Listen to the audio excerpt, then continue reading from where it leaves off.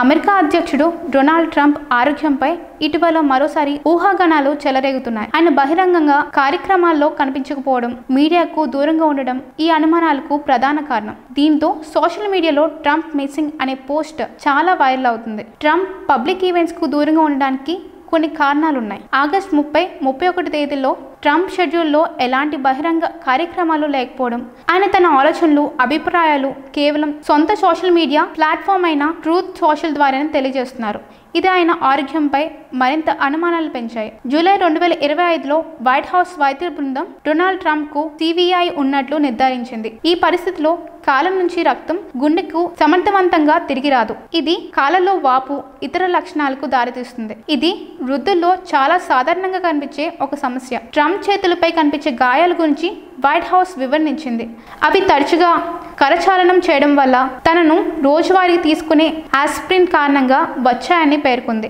వయసు పెరిగే కొద్దీ చర్మం సున్నితంగా మారడం వల్ల ఆస్పిరిన్ వాడకం చిన్న గాయాలు కూడా కారణమవుతుంది. ఇటీవల ట్రంప్ చేతులపై ఒక గాయం కనిపించింది.